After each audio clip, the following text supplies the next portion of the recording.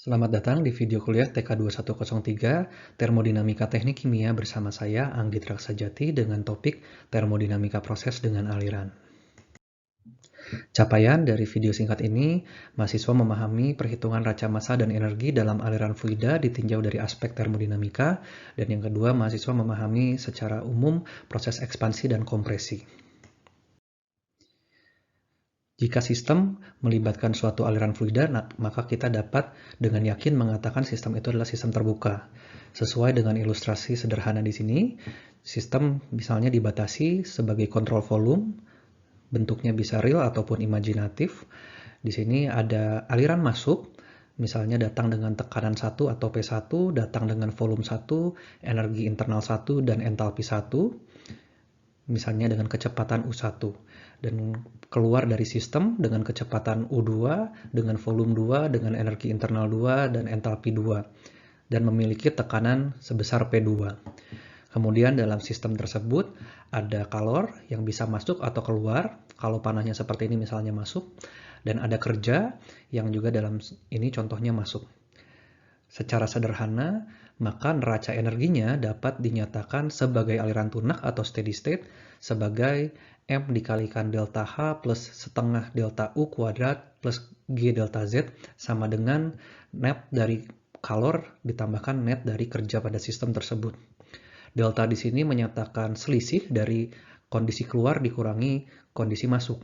Misalnya berarti delta H menjadi H2 dikurangi dengan H1, delta U kuadrat merupakan selisih kuadrat dari kecepatan keluar dibandingkan kecepatan masuk, dan delta Z di sini adalah energi potensial atau beda elevasi.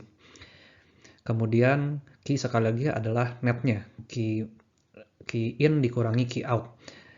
Jika dinyatakan dalam bentuk seperti ini, maka kita bisa lihat ada nilai M. M di sini adalah laju alir massa dalam kilogram per second. Sehingga satuannya akan menjadi dinyatakan seluruhnya dalam watt atau joule per second. Persamaan neraca energi tersebut dapat juga dinyatakan persatuan massa. Jadi bedanya semua dibagi dengan M atau dibagi dengan kilogram per second, sehingga nantinya semua bagian dinyatakan sebagai joule per kilogram. Neraca energi untuk aliran fluida tersebut dapat kita analisis lebih lanjut untuk 3 jenis proses atau 3 jenis sistem berikut. Yang pertama misalnya untuk proses reversible. Artinya apa di sini? Efisiensinya masih 100% atau kita bisa nyatakan tidak ada hilang kerja atau tidak ada hilang panas ke lingkungan. Sehingga WS sama dengan integral dari P1 ke P2 VdP plus setengah delta U kuadrat plus G delta Z.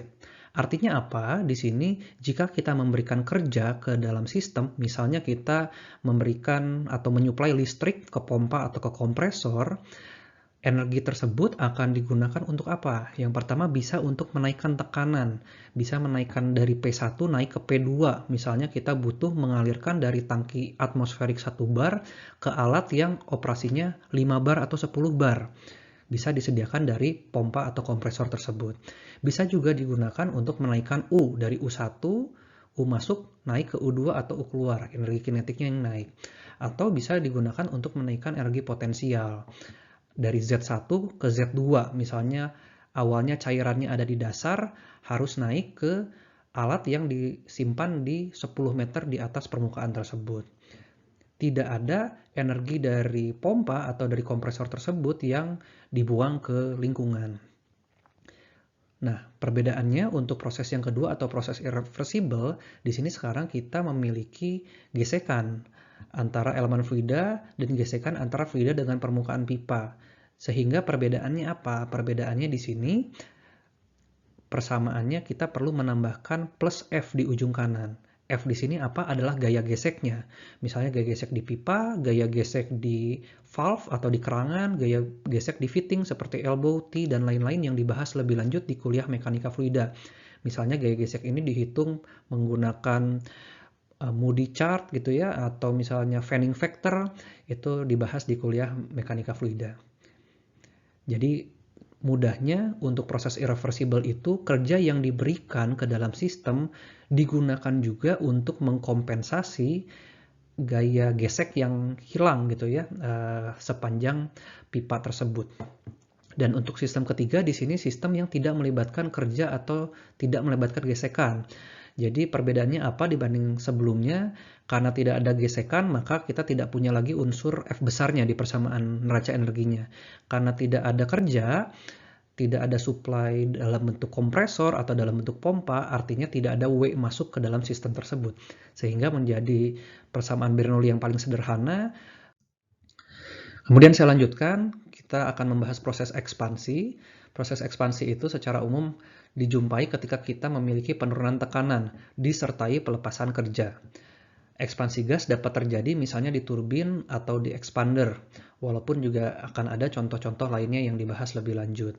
Di sini dinyatakan proses ekspansi sebagai 4 variasi, dinyatakan sebagai kurva PV atau pressure versus volume. Semuanya ekspansi dari titik 1 ke titik 2 karena semuanya mengalami penurunan tekanan.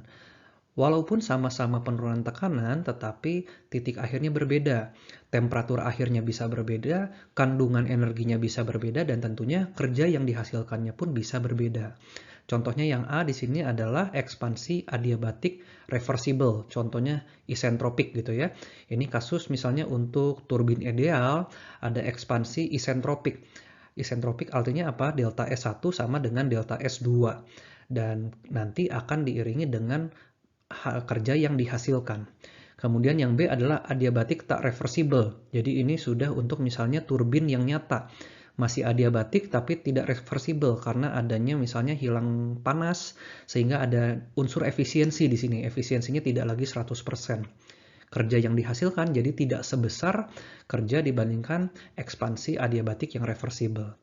Dan yang terakhir ini ada C dan D, misalnya ini untuk isotermik reversible ataupun isotermik tidak reversible atau isotermal gitu ya, T1 sama dengan T2. Ini hanya ilustrasinya saja.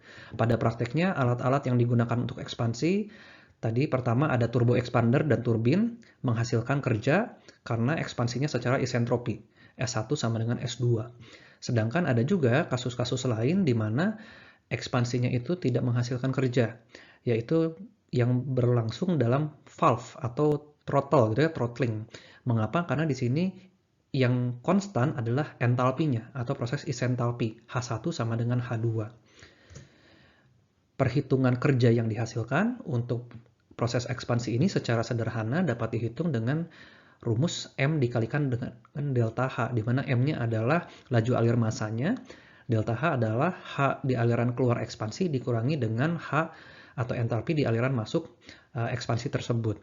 Sehingga kita bisa cocokkan di sini ketika prosesnya isentalpi melalui valve, melalui throttling, melalui kerangan, namanya isentalpi, H2-nya akan sama dengan H1, sehingga tidak ada delta H, maka wajar W-nya 0, tidak ada kerja yang dihasilkan.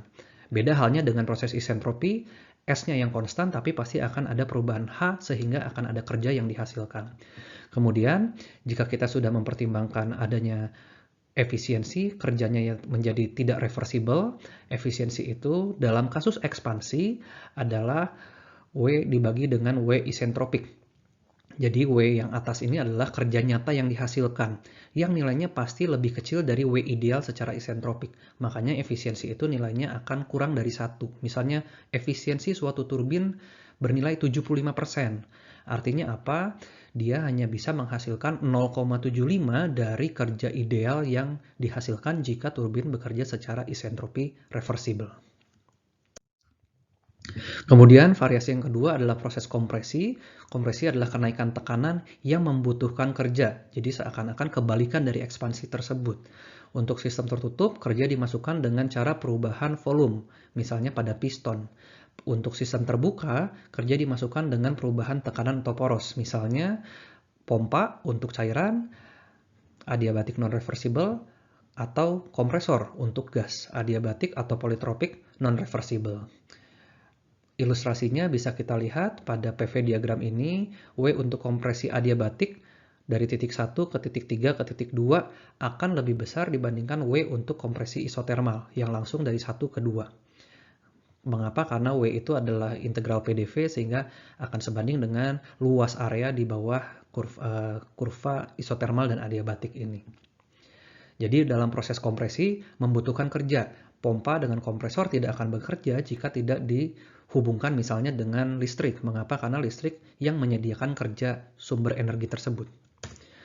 Untuk perhitungannya, efisiensinya sekarang hati-hati. Kebalikan dengan efisiensi untuk ekspansi. Kenapa? Karena sekarang kita butuh kerja. Sehingga efisiensi adalah kerja ideal jika prosesnya isentropi reversible dibandingkan dengan kerja nyata.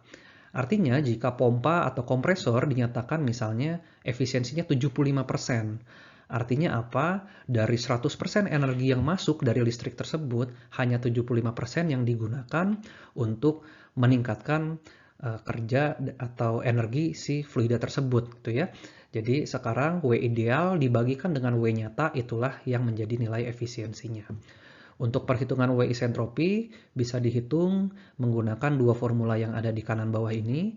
Yang pertama digunakan untuk cairan atau untuk pompa. Mengapa? Karena praktis W pompa itu akan menjadi integral dari VDP, perubahan dari pressure-nya. Sedangkan yang kedua adalah persamaan untuk menghitung kerja dari suatu kompresor secara adiabatis atau secara isentropik seperti sudah dijelaskan di pertemuan berikut sebelumnya, yang merupakan fungsi dari tekanan masuk, tekanan keluar, temperatur masuk, dan gamma atau dari CP per CV. Sekian video singkat ini, kita lanjutkan diskusinya di kelas. Terima kasih.